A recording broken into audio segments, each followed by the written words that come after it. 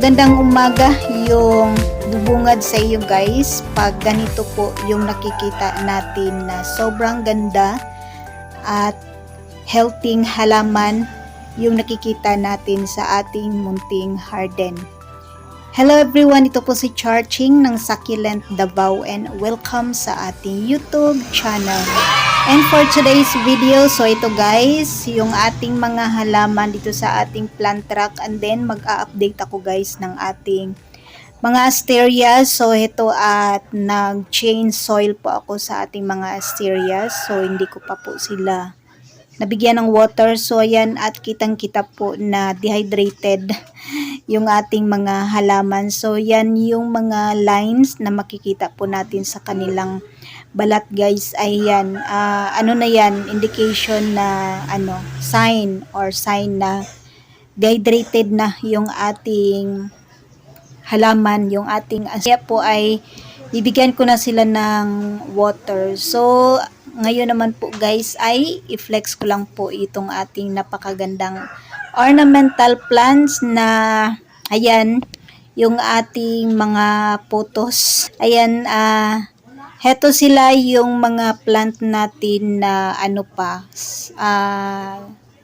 naitanim ko dito sa ating munting garden nung pandemic pa guys. So dahil medyo mainit, sobrang intense po ng ito sa ating location. So yung ating mga ornamental plants ay minsan nalalagas na sila na stem rot, and then ayan yung dahon ay nasunog na guys sa sobrang init. So ang ginawa ko, yung mga stem ng ating or yung mga vine ng ating ornamental plants like nitong ating mga photos ay ayan, natin sila na preserve na-preserve natin sila dito sa ating munting garden. So ang ginawa ko guys, nag-change soil ako sa ating mga halaman, and then heto at natin sila, i-propagate natin sila, and then ganyan lang yung ginawa ko guys.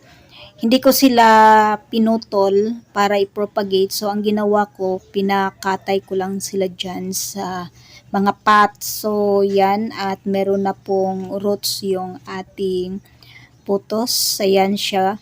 Hindi ko alam yung exact ID nito, pero meron tayong variety na golden putos. And then yung green, hindi ko alam yung talaga nila. Basta sila, mga variety sila na putos. So yan, at pinakatay ko lang sila dito guys sa mga pots. And then ang ginawa ko, dahil meron tayong malaking rectangular pot, so ang ginawa ko, dito ko sila hinilera. And then ayan, nilagyan ko lang po ng potting mix yung ating rectangular pot. So dyan pinakatay, pinagapang. Ayan, pinagapang ko sila dyan. And then dito sa kabila ay meron naman pong isang pot para pag mag-propagate tayo, so ikat na lang natin dito. And then ayan guys, meron na pong roots. Ayan ayan. And then ang ginagawa ko, ayan, binabaon ko lang siya dyan.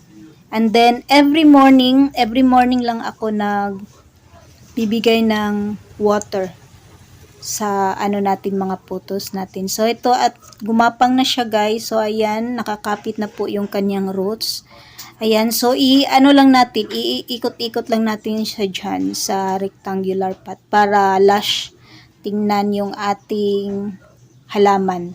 So yan yung ginawa ko guys, hindi ko na siya pinutol kasi pag iputol natin yan ay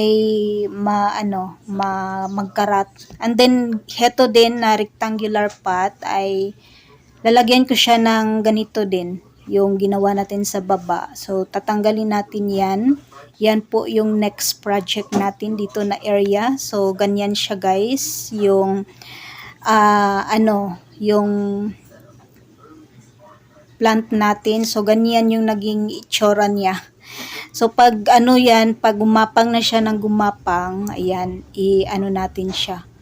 Ayan, natin siya dyan para gumapang yung, ilagay natin siya dyan, paikot, ganyan, para gumanda yung ating area dito.